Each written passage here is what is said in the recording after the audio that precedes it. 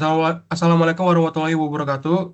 Em, Pada kesempatan kali ini, kami dari kelompok 2 akan mempresentasikan makalah yang sudah kami buat mengenai distribusi khusus peluang hypergeometrik. Nah, makalah ini disusun oleh saya sendiri, Albert, dengan NIM 103012300075. Kemudian ada teman saya, Elita Zanetra, dengan NIM 103012300443. Kemudian ada Fazri Iza Pratama dengan NIM 103012300323.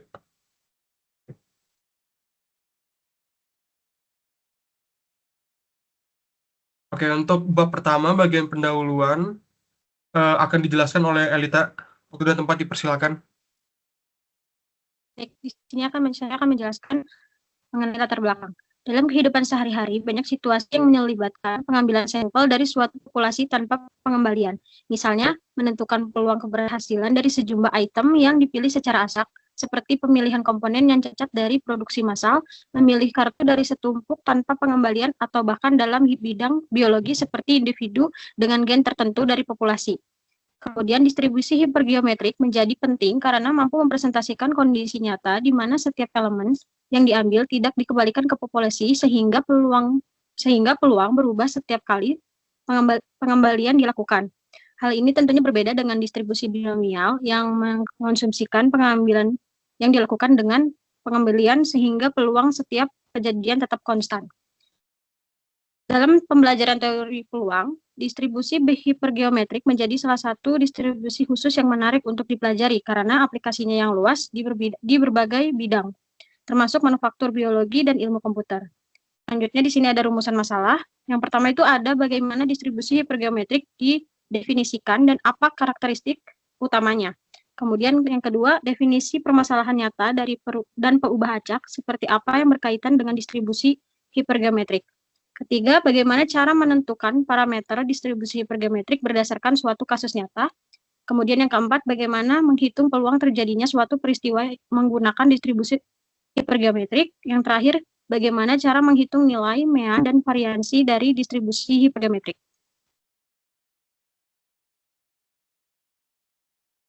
Selanjutnya, ada tujuan. Yang pertama itu menjelaskan definisi distribusi hipergeometrik serta karakteristik utamanya dalam teori probabilitas. Yang kedua itu tujuannya mengidentifikasi dan mendefinisikan permasalahan nyata serta peubah acak yang relevan dengan distribusi hipergeometrik. Yang ketiga, menentukan parameter-parameter distribusi hipergeometrik yang sesuai dengan suatu kasus nyata.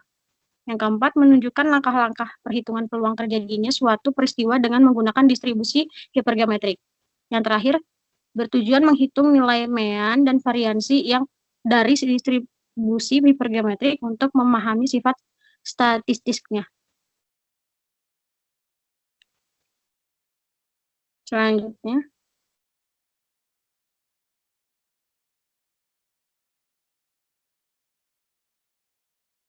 di sini ada pengertian distribusi hipergeometrik. Jika sampling dilakukan tanpa pengembalian dari kejadian sampling yang diambil dari populasi dengan kejadian-kejadian terbatas, proses Bernoulli tidak dapat digunakan karena ada perubahan secara sistematis dalam probabilitas. Seperti kejadian-kejadian yang diambil dari populasi, jika pengambilan sampling tanpa pengambilan digunakan dalam situasi sebaliknya, dengan memenuhi syarat Bernoulli, distribusi hipergeometrik adalah distribusi probabilitas diskrit yang tepat. Jika X melambangkan jumlah sukses dalam sampel, N besar melambangkan jumlah kejadian dalam populasi. XT melambangkan jumlah sukses dalam populasi dan N kecil jumlah sampel.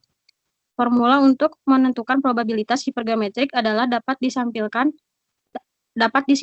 bahwa distribusi hipergeometrik adalah distribusi probabilitas diskrit dari sekelompok objek yang dipilih tanpa pengembalian. Selanjutnya di sini ada karakteristik distribusi hipergeometrik. Eksperimen hipergeometrik memiliki karakteristik sebagai berikut. Yang pertama, sebuah sampel random berukuran N kecil diambil tanpa pengembalian dari N besar item. Kedua, K kecil dari N besar item dapat diklasifikasikan sebagai sukses dan N besar K kecil diklasifikasikan sebagai gagal. Jumlah sukses yang terjadi dalam suatu eksperimen hipergeometrik disebut dengan variabel random hipergeometrik, dan distribusi probabilitas dari variabel random ini disebut dengan distribusi hipergeometrik. Selanjutnya akan dibacakan oleh Albert. Oke, kita masuk ke bagian 2.3, yaitu definisi permasalahan distribusi hypergeometrik. Nah, dari kelompok kami mengambil data dari akademia.edu mengenai data tingkat perkembangan nilai, mapel, berat dan tinggi badan siswa SDN Kalisari kelas 5. Nah, pada data ini kami hanya memfokuskan pada jumlah siswanya, pada jumlah siswa kelas 5 di SDN Kalisari. Nah, dari data tersebut, kita bisa mendefinisikan permasalahan untuk distribusi hypergeometriknya menjadi sebagai berikut.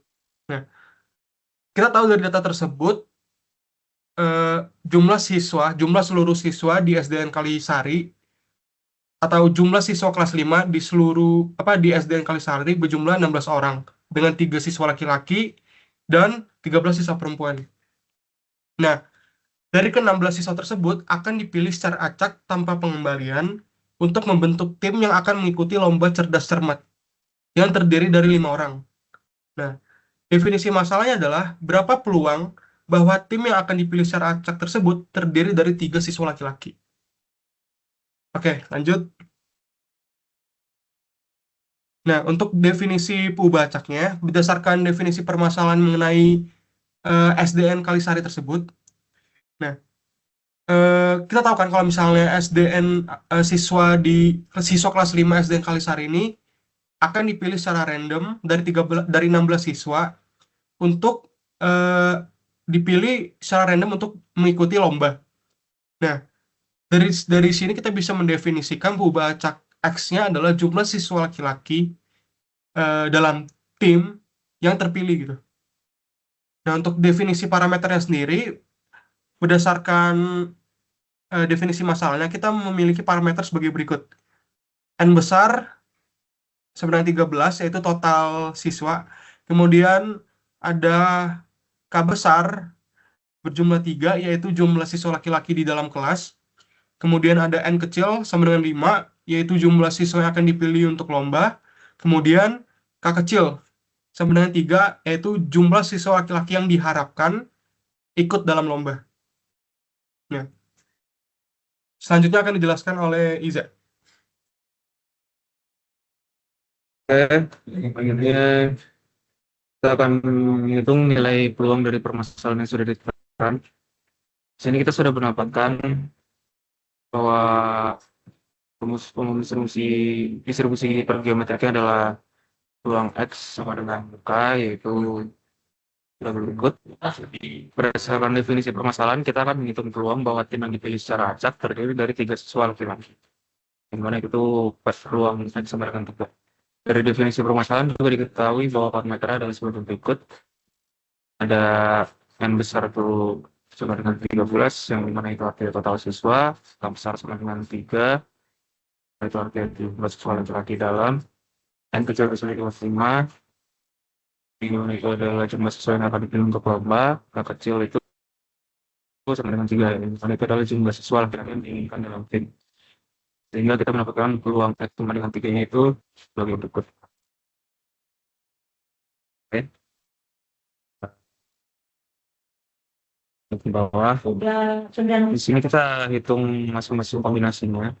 Di sini ada kombinasi 3 atau 3 yang dimana itu hasilnya adalah 1, ada kombinasi 2 atau 13 yang dimana hasilnya adalah 78, dan ada kombinasi 5 ke 16 yang dimana hasilnya adalah 4398.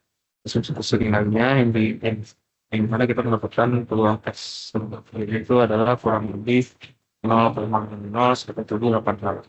Jadi peluang bahwa titik tersebut terjadi dari tiga siswa laki-laki adalah sekitar 1,79%.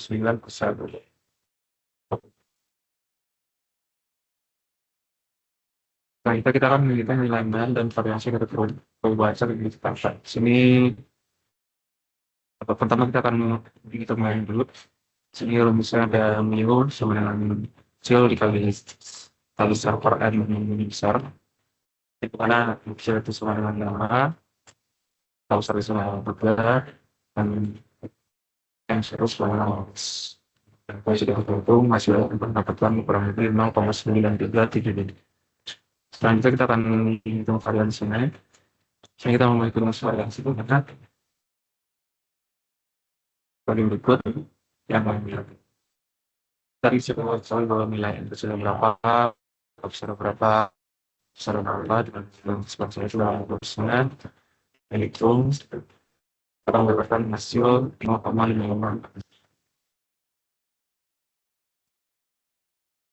Akhir kita bagian produk yang dimana bagian produk ini adalah bagian ada kesemuanya pertama dalam metode yang digunakan untuk menghitung peluang ini adalah distribusi yang cocok untuk kasus pengambilan sampel tanpa pengembalian dan setelah kecepatan.